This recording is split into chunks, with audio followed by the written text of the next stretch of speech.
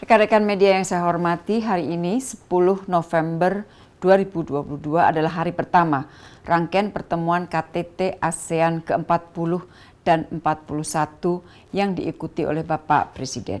Terdapat 7 pertemuan yang dihadiri Bapak Presiden hari ini, yaitu 5 pertemuan dalam konteks ASEAN dan 2 pertemuan bilateral, yaitu 5 pertemuan dalam konteks ASEAN.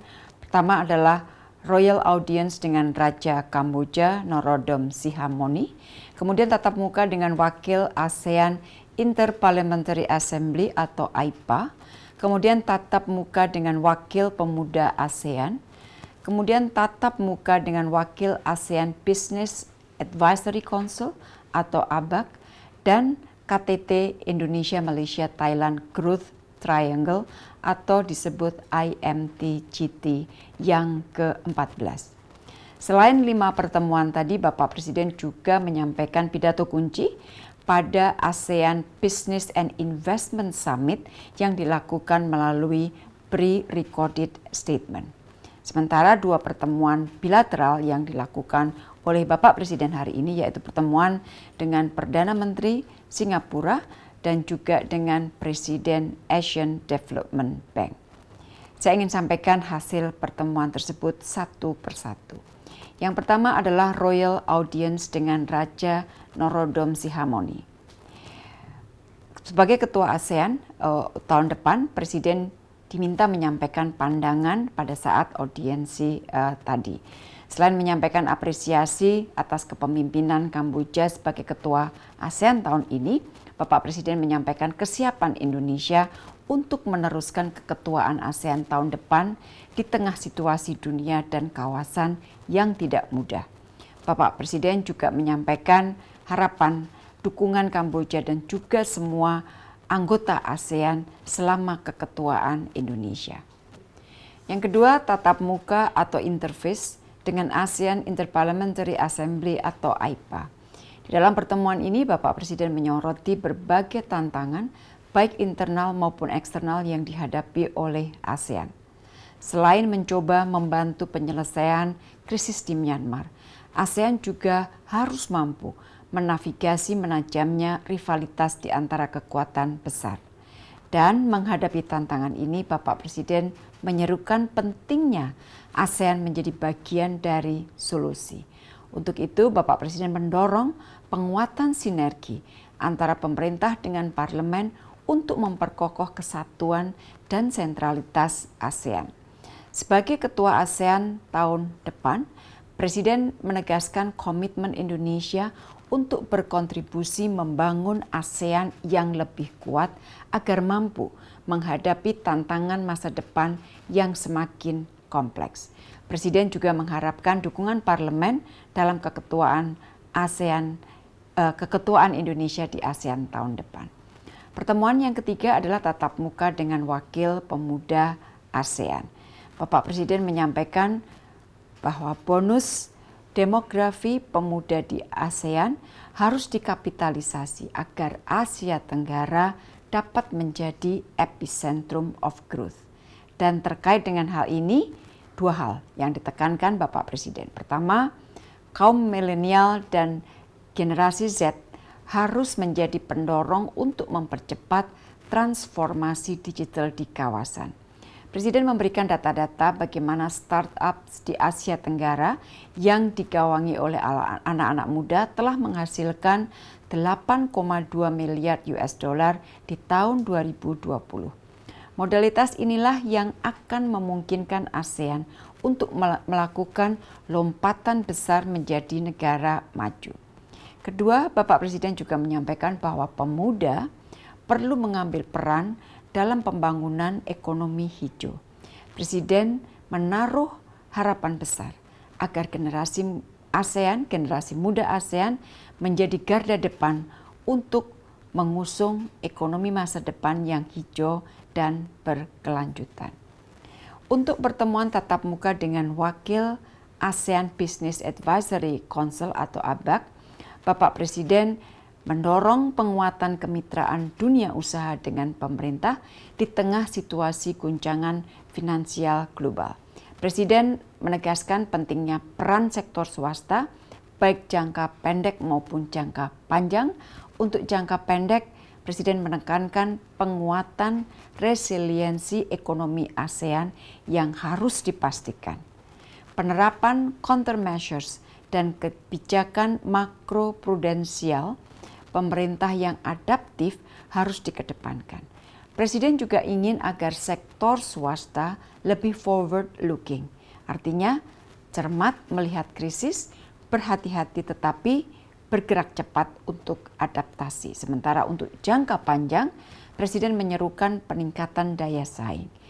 Presiden menggarisbawahi pemajuan inovasi agar ASEAN menjadi lebih kompetitif di masa depan dan peluang di sektor ekonomi digital dan ekonomi hijau harus terus dikejar.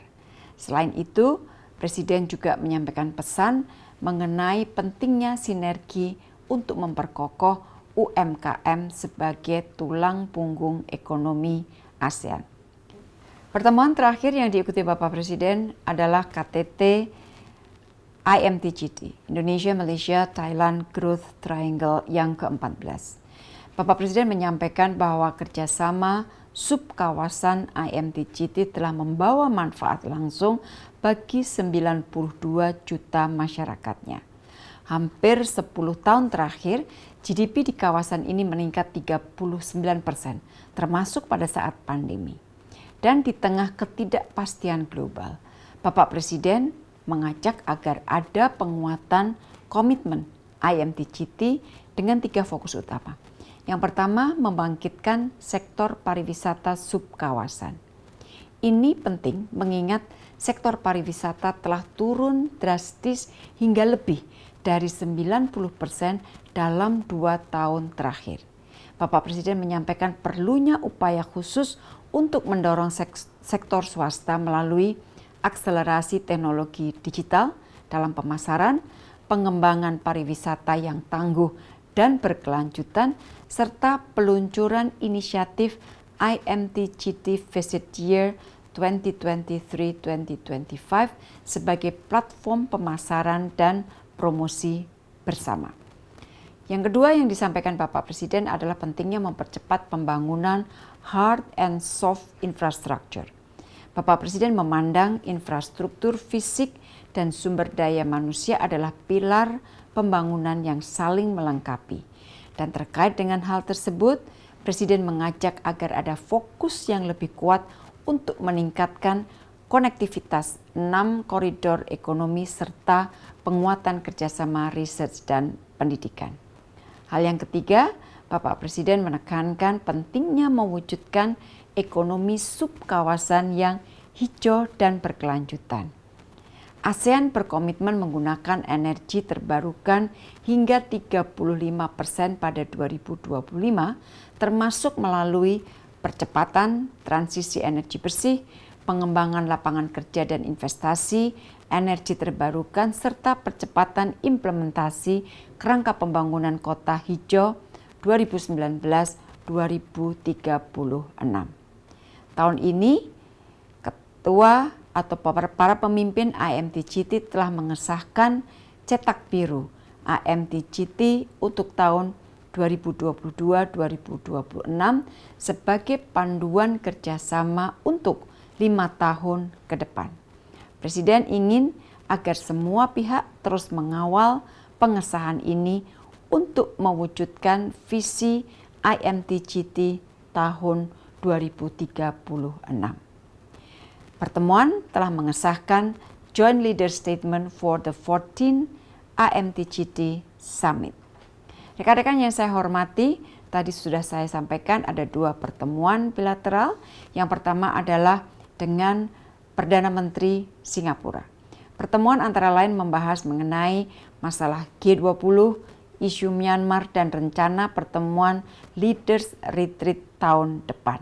Mengenai G20, Singapura menyampaikan dukungan penuh terhadap presidensi Indonesia dan PM Singapura memberikan kembali konfirmasi akan hadir sebagai salah satu undangan. Mengenai isu Myanmar, kedua pemimpin menyampaikan kekecewaan terhadap tidak adanya komitmen junta militer Myanmar dalam mengimplementasikan 5-point konsensus. Teman-teman, besok isu ini secara khusus akan dibahas dalam pertemuan retreat para pemimpin ASEAN. Dan kedua pemimpin Indonesia-Singapura sepakat untuk melakukan Leaders Retreat tahun depan di kuartal pertama dengan tuan rumah Singapura. Sementara pertemuan dengan Presiden ADB, Bapak Presiden juga menyampaikan mengenai masalah keketuaan Indonesia tahun depan di ASEAN. Dan berkaitan dengan hal ini, Bapak Presiden menyampaikan harapan untuk memperkuat kerjasama dengan ADB di berbagai bidang, antara lain di bidang transisi menuju ekonomi hijau dan berkelanjutan, dan juga integrasi ekonomi dan konektivitas kawasan. Bapak Presiden mengajak ADB untuk memperluas mekanisme kerjasama pendanaan untuk beberapa proyek pembangunan termasuk ASEAN Infrastructure Fund dan ASEAN Catalytic Green Facility.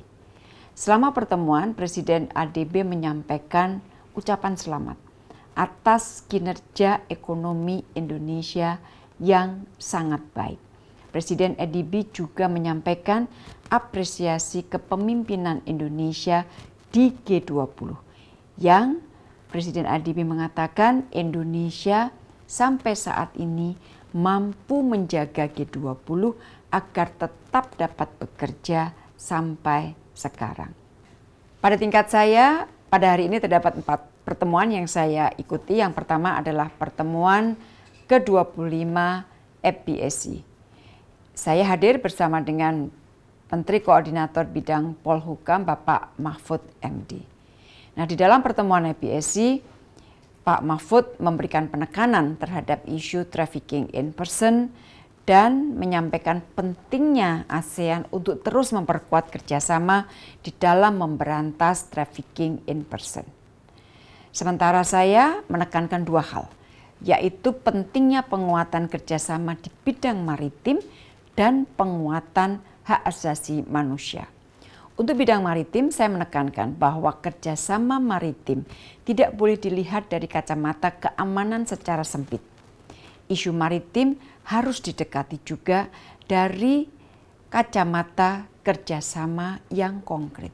Oleh karena itu, dari sejak awal ASEAN telah memasukkan isu kerjasama maritim ini di dalam ASEAN Outlook on the Indo-Pacific.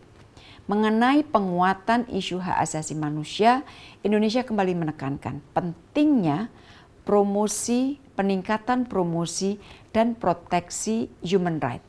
Di dalam kaitan ini, Indonesia mengusulkan kiranya dialog hak asasi manusia dapat dilakukan secara reguler, di mana ICAR berada sebagai penjurunya. Pertemuan yang kedua yang saya ikuti adalah pertemuan ke-31 ASEAN Coordinating Council atau ACC. Isu yang dibahas antara lain mengenai visi pasca 2025 atau kita sebut ASEAN 2045, kemudian kerjasama kesehatan dan keanggotaan Timor Leste. Mengenai visi pasca 2025, Indonesia menilai pentingnya penguatan kapasitas dan efektivitas institusi ASEAN. Oleh karena itu, kerja High Level Task Force sangat penting untuk mempersiapkan ASEAN menghadapi tantangan masa depan pasca 2025 atau ASEAN 2045. Isu ini sengaja saya tekankan karena Indonesia ingin bahwa ASEAN semakin kokoh, tidak saja untuk 1-2 tahun ke depan, tetapi untuk menghadapi tantangan sampai 20 tahun mendatang. Mengenai visi pasca 2025, Indonesia ingin ASEAN menjadi komunitas ASEAN yang agile, adaptif, dan responsif. Dalam kaitan ini, antara lain diperlukan penguatan Sekretariat ASEAN sebagai headquarters ASEAN dan dilakukan koherensi kebijakan lintas sektor. Mengenai keanggotaan Timor Leste, para Menteri Luar Negeri membahas mengenai laporan fact-finding team yang sudah dilakukan secara objektif. Komitmen negara anggota untuk mendukung persiapan Timor Leste menjadi anggota ASEAN sangatlah besar. Pembahasan mengenai masalah ini masih akan berlanjut sampai pada KTT ASEAN. Jadi isu mengenai keanggotaan Timor Leste di ASEAN akan dibahas lebih lanjut oleh para pemimpin ASEAN. Sementara untuk kerjasama kesehatan, saya tekankan pentingnya mewujudkan arsitektur kesehatan kawasan yang terintegrasi. Dan guna merealisasi hal ini, terdapat 3 elemen penting yang perlu didorong di kawasan.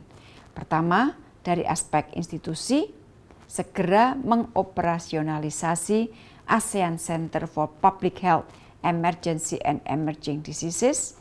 Kemudian dari aspek pendanaan, memperluas sumber pendanaan kawasan untuk situasi darurat kesehatan. Dan dari aspek pasokan peralatan medis, memperkuat suplai kebutuhan peralatan medis dan obat-obatan.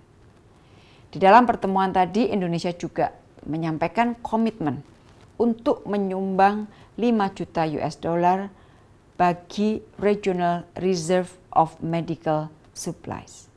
Dan di samping itu saya juga tegaskan pentingnya memperkuat kapasitas manufaktur di kawasan, terutama untuk memastikan suplai vaksin, obat-obatan, dan peralatan medis.